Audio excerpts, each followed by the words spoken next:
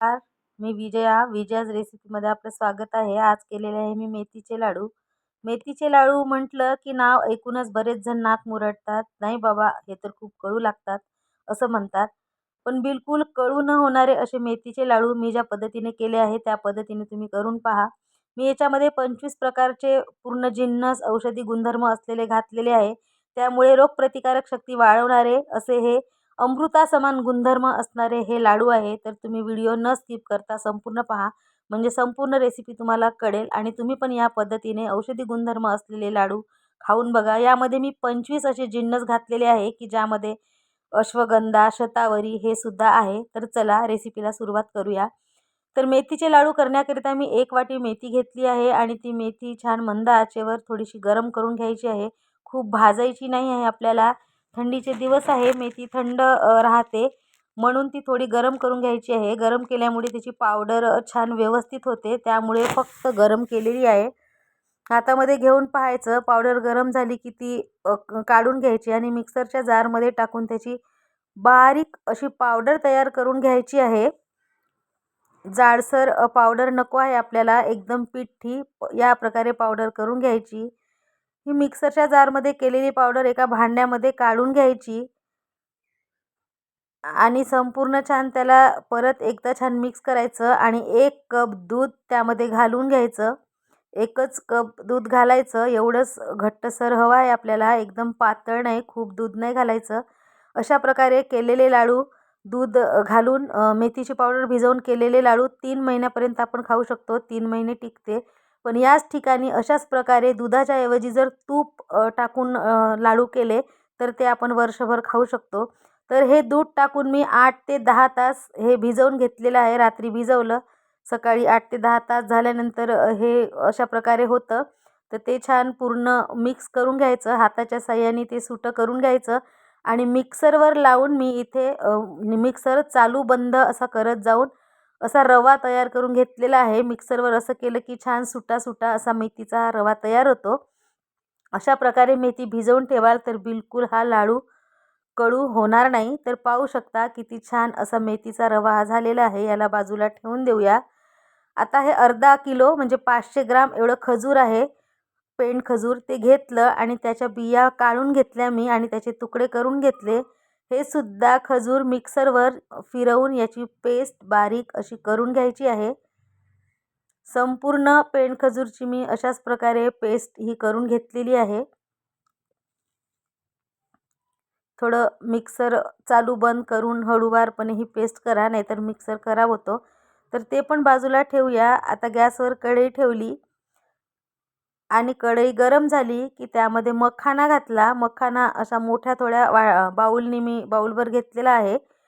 तर मखाना हा कोरडाच आपल्याला भाजून घ्यायचा आहे. मखाना थोडा कितीही दुकानातून घेतला तरी तो थोडा नरम असतो, मग मिक्सरवर त्याची पावडर होत नाही, म्हणून थोडा गरम करून घ्यायचा. असा गरम करून घेतला की छान मिक्सरवर त्याची पावडर करता येते. आता मखाने काढून घेतल्यानंतर कढईमध्ये तूप घेतलं, थोडं जास्त प्रमाणात तूप घेतलं. हे जे मी लाडू केले आहे याला खूप कमी प्रमाणात तूप लागलेलं आहे. 1 पाव तूपमध्ये माझे संपूर्ण लाडू झालेले आहे. हा असा डिंक घेतलेला आहे जो आपल्याला म्हणजे चुरा डिंक, एकदम असा मोठा नाही, याचे तुकडे डायमंड डिंक म्हणतात याला. छान गरम तुपावर मंद आचेवर डिंक संपूर्ण आपल्याला तळून घ्यायचा आहे. कारण मंद आचेवर तळला की आतमधून पूर्ण डिंक फुलतो आणि छान व्यवस्थित तळला जातो. मोठ्या जाळीवर आपण डिंक जर तळला की तो वरून वरून जळतो आणि आतमधून मग तो तसाच राहतो. म्हणून छानपैकी पद्धतशीर असा हा डिंक फुलवून घ्यायचा आहे, तळून घ्यायचा आहे आणि एका पातेल्यामध्ये हे डिंक मी काढून घेतलेला आहे. आता जे शिल्लक राहिलेलं तूप होतं ते मी बाजूला काढून ठेवलं आणि त्यातलं थोडंसं तूप मी घेतलं आणि त्यामध्ये 50 ग्राम बदाम थोड्या वेळ परतले. मग त्यामध्ये 50 ग्राम काजू घातले. सॉरी, 100 ग्राम बदाम, 100 ग्राम काजू आणि 100 ग्रामच अक्रोड घातलेले आहे मी. 100-100 ग्राम प्रमाण इथे मी घेतलेलं आहे. संपूर्ण जिन्नस हे 100 ग्रामच्या प्रमाणात. डिंकसुद्धा 100 ग्राम होता. छान चूट असा आवाज येईस्तोवर ड्रायफ्रूट्स हे सगळे आपल्याला परतायचे आहे आणि हे काढून घ्यायचे आहे. आता त्याच कढईमध्ये 50 ग्राम मी कोहळ्याची बी घेतली, म्हणजे पंपकिन सीड्स, आणि पिस्ता हा सुद्धा छान भाजून घ्यायचा आहे आणि याला वेगळंच मी काढून घेणार आहे. आणि मिक्सरवर काढताना सुद्धा मी याला वेगळं काढणार आहे, कारण याचा हिरवा रंग थोडं जाडसर ठेवलं की लाडूमध्ये खूप सुरेख दिसतो दिसायला. त्यामुळे मी हे वेगळंच भाजलेलं आहे. दोन्हीचा रंग जवळपास सारखाच असतो. आता हे 125 ग्राम खोबरं आहे. काळ्या पाठीचं खोबरं, डोल जो मिळतो ते खूप छान चवीला असतं, म्हणून हेच खोबरं वापरायचं. खोबरा किस रेडीमेड किंवा लाल पाठीचं खोबरं इथे वापरायचं नाही. हे खोबरं छान फ्रेश असतं आणि चवीला छान असतं आणि खूप पौष्टिक गुणधर्म या खोबऱ्यामध्ये असतात. तर खोबरा देखील छान परतून मी काढून घेतलेला आहे. आता इथे मी जवस घेतलेले आहे. जवस एका वाटीने वाटीभर जवस घेतले आणि जवससुद्धा छान थोडे भाजून घ्यायचे. जवस भाजायला थोडा वेळ लागतो जास्ती, म्हणून आधी जवस टाकले आणि जवस थोडे परतल्यानंतर इथे 1 वाटी अळीव आहे ते घातले. अळीवसुद्धा आपल्या तब्येतीसाठी खूप छान असतात, फायदेशीर असतात. जवससुद्धा फायदेशीर असतात. आणि काळे तीळ घेतलेले आहे मी त्याच वाटीने 1 वाटी. काळे तीळसुद्धा यामध्ये टाकून छान परतायचे. त्याच वाटीने 1 वाटी मगज बी घेतलेली आहे, ती सुद्धा छान परतून घ्यायची. आणि त्याच वाटीने 1 वाटी सनफ्लावर सीड्स म्हणजे सूर्यफुलाच्या बिया इथे मी घेतलेल्या आहे. तर एवढ्या प्रकारच्या बिया आपण वापरलेल्या आहे. त्या बियासुद्धा खूप पौष्टिक आहे. आपले हाडे मजबूत करायसाठी खूप त्याचा चांगल्या प्रकारे वापर होतो. सगळे जिन्नस छान भाजले आणि बाजूला काढून घेतले. आता जे डिंक तळल्यानंतर तूप शिल्लक राहिलेलं होतं ते तूप काढून घेऊया कढईमध्ये आणि छान असं गरम होऊ द्यायचं. आणि ही जी मेथीची भरड आपण पावडर करून ठेवली आहे रवा मेथीचा, तो टाकायचा आणि मंद आचेवर छान थोड्याच तुपामध्ये मंद आचेवर ही मेथीची पावडर आपल्याला छान परतून घ्यायची आहे. एकदम जाळायची नाही आहे. म्हणजे गॅसचा जाळ हा वाढवायचा नाही. खूप जर जळली पावडर तर कडवटपणा येतो. ही तर भाजली गेली पाहिजे आणि त्यात किंचित थोडासा याचा रंग बदलला पाहिजे. आणि जो दूध आपण घातलेलं आहे ते दूध पूर्ण म्हणजे गरम होऊन मग ते एकदम कोरडी पावडर झाली पाहिजे. अशा प्रकारे आपल्याला ही मेथीची पावडर ही परतून घ्यायची आहे. 5 ते 7 मिनिट लागले मला संपूर्ण पावडर हे मंद आचेवर छान भाजून घ्यायला. हे पण काढून घेऊया. तर आता आपण याच्यामध्ये फुटाण्याचं पीठ घालणार आहोत, कणिक नाही घालणार आहोत. तर 1 पाव फुटाणे घेतले मी, मिक्सरवर त्याची पावडर करून घेतली आणि कढईत परत थोडंसं तूप घातलं. फुटाणे हे भाजलेलेच असतात, भाजके फुटाणे घेतले आहे त्यामुळे. तर त्या पावडरला काही खूप आपल्याला भाजायची गरज नाही, पण म्हणजे थोडीशी परतून घ्यायची, कारण आपण भरपूर प्रमाणात जर लाडू केले तर ते आपल्याला टिकवावे लागतात. तर त्यासाठी प्रत्येकच पावडर किंवा प्रत्येकच ड्रायफ्रूट्स हे थोडे थोडे भाजावे लागतात. तर असंच हे फुटाण्याचं पीठसुद्धा खूप आरोग्यवर्धक, प्रोटीनयुक्त आणि शक्ती वाढवणारं असे हे फुटाणे आहेत. त्यामुळे कणकीच्या ऐवजी हे फुटाणे म्हणजे जे लोक डाएट प्लॅन करत आहेत किंवा डाएटिंग करतात त्यांच्यासाठी सुद्धा हे लाडू उत्तम आहेत. त्यांना खाताना काही विचार करावा लागणार नाही. त्यामुळे म्हणून मी फुटाण्याची पावडर घेतलेली आहे. तर फुटाण्याची पावडर अगदी 2 मिनिट इथे मी तुपावरती छान परतलेली आहे. पटकनच परतून होते ते, कारण ते फुटाणे हे भाजलेले असतात. तर हे सुद्धा पावडर काढून घेऊया. मेथीची पावडर ज्यामध्ये काढली त्यातच. आता मिक्सरमध्ये मी मखाने बारीक केले आधी आणि मग थोडे मखाने मिक्सरवर फिरवल्यानंतर त्यातच खोबरं टाकलं आणि खोबरं आणि मखाण्याची पावडरही तयार करून घेतली. आता डिंक छान असा मॅशरच्या साहाय्याने मॅश करून घेऊया. थोडे थोडे तुकडे असे मॅश करायचे. 1-2 थोडे अर्धे तुकडे असे राहिले तरी चालेल. दाताखाली आले की ते खूप छान लागतात. पण संपूर्ण डिंक तसाच नको ठेवायला, म्हणून मी असा मॅश करून घेतला आहे.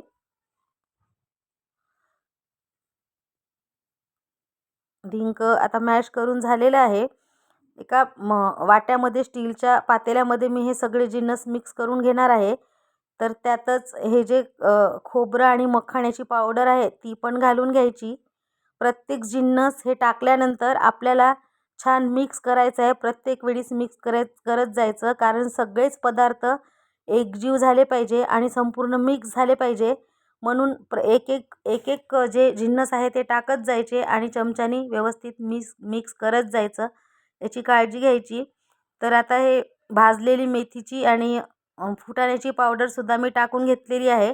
सगळे जिन्नस बारीक करायचे आहे, त्यामुळे ते मिक्स चांगले व्यवस्थित झाले पाहिजे, म्हणून व्यवस्थितच मिक्स करत जायचं.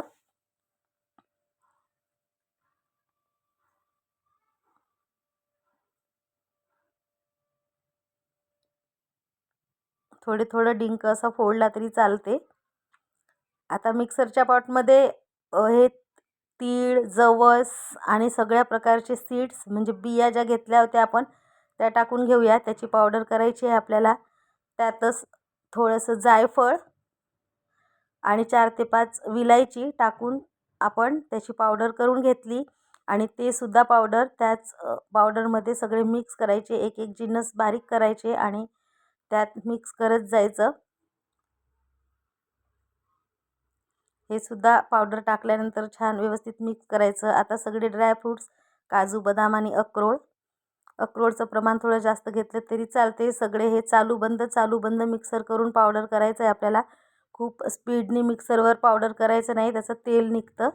म्हणून त्याची भरडच पाहिजे आहे आपल्याला. याच्यापेक्षा जाड पण तुम्ही ठेवू शकता. मी थोडं बारीक केलेले आहे, म्हणजे सगळे चावून खायचे असतात, चावून लाडू. मला बारीक आवडते म्हणून मी बारीक केलेली आहे थोडी पावडर. पण तुम्ही थोडी जाड भरड याच्यापेक्षा ठेवली तरी चालेल.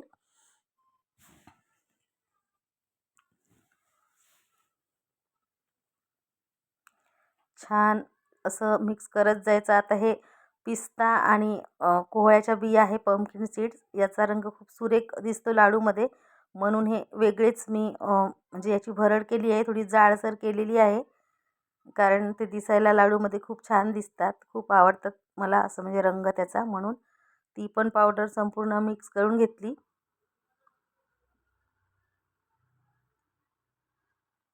आता सगळे जिन्नस आपले छान बारीक करून झालेले आहे. आता काही औषधी जे आहे ते याच्यामध्ये आपण घालणार आहोत, जे की आपल्या दुखण्यासाठी खूप उपयुक्त ठरतात. खूप अशी कडाक्याची थंडी आहे आणि यात काही असे औषधी गुणधर्म असलेले जिन्नस आपण घालणार आहोत. ते घातल्यामुळे आपले लाडू औषधीयुक्त होणार आहे. हे कंबर कस आहे, हे 100 ग्राम आहे वजनाने. याच्यामुळे कंबर आपली छान म्हणजे दुखणं कमी होते.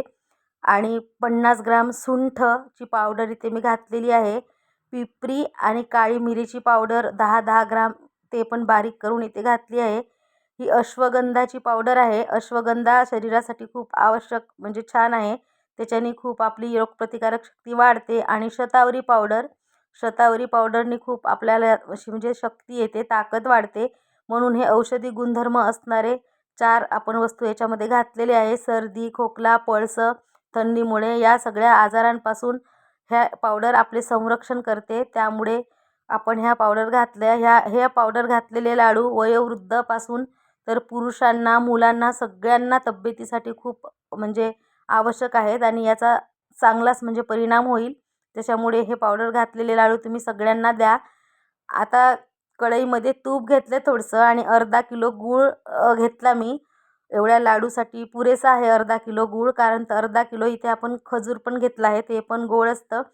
तर खजूर आणि गूळ एकत्र मी करून घेतला आणि गॅसवर ते गूळ मी वितळेपर्यंत ठेवणार आहे. खजूर जर आपण असा टाकला त्याच्यामध्ये तर मिक्स करायला खूप त्रास होतो. त्यामुळे जर असं गुळामध्ये पूर्ण छान मेल्ट करून टाकला की पटकन पिठामध्ये मिक्स होतो. म्हणून अशा प्रकारे गुळामध्येच मी खजूरची पेस्ट टाकलेली आहे आणि छान पूर्ण गूळ वितळेपर्यंत आपण राहू द्यायचं. आणि गूळ संपूर्ण वितळला की गूळ आणि खजूरचं मिश्रण या पिठामध्ये टाकून घेऊया. गरम गरम टाकून घ्यायचं पटकन आणि गरम गरमच संपूर्ण छान मिक्स करायचं पटकन. पटापट हात चालवायचा मिक्स करताना, कारण संपूर्ण पिठाला गुळाचा आणि खजूरचा स्वाद लागला पाहिजे आणि संपूर्ण एकजीव झालं पाहिजे. अशा प्रकारे मिक्स करायचं. थोडे चटके लागोस्तोवर चमच्याने मिक्स करायचं. नंतर दोन्ही हातांनी छान असं घासून हे मिक्स करायचं आहे आपल्याला. तसंच केलेलं आहे मी. थोड्या वेळ चमच्याने केलं आणि मग हातानेच पूर्ण मिक्स केलं. हाताच्या साहाय्याने संपूर्ण लाडूचं मिश्रण हे एकजीव करायचं.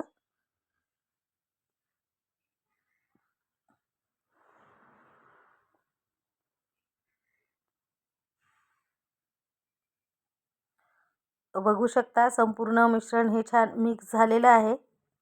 आता लाडू वळण्यासाठी हे मिश्रण आपलं तयार आहे. गरम गरम पटापट लाडू वळायचे. सोबतीला कोणाला तरी घ्यायचं. मी तर एकटीनेच हे लाडू वळले, पण काही हरकत नाही. लाडू वळता वळता जर थोडं थंड झालं, गार झालं पीठ, तर ते परत कढईमध्ये टाकून गरम करायचं. परत लाडू होतात. तर अशा प्रकारे छान सुंदर सुरेख लाडू हे तयार झाले. हे प्रतिकारशक्ती वाढवणारे औषधीयुक्त लाडू असले तरी चवीला खूप छान भन्नाट असे हे लाडू झालेले आहे. अशा प्रकारे संपूर्ण लाडू मी करून घेतले. तर ही रेसिपी माझी कशी वाटली तुम्ही मला नक्की कमेंट करून सांगा. आणि ही जर माझी रेसिपी तुम्हाला आवडली असेल तर नक्कीच माझ्या व्हिडिओला लाईक करा आणि इतरांसोबत शेअर करा. असेच नवनवीन माझे व्हिडिओ आणि रेसिपी बघण्याकरिता माझ्या यूट्यूब पेजला सबस्क्राईब करा आणि फेसबुक पेजला फॉलो करा. तर ही रेसिपी तुम्हाला नक्कीच आवडली असेल. तुम्ही पण याप्रमाणे औषधी गुणधर्म असणारे लाडू खा करून, कारण जानेवारी महिना अजून आहे बाकी आणि खूप थंडी पडणार आहे. तर त्यामुळे असे लाडू तुम्ही करा आणि खा. एक लाडू मी फोडून दाखवलेला आहे, पाहू शकता किती सुरेख असा रंग आलेला आहे आणि चवीलाही भन्नाट असा हा लाडू झालेला आहे. मस्त खा आणि स्वस्त राहा. पुन्हा भेटू अशाच एका नवीन व्हिडिओसोबत. तोपर्यंत बाय बाय.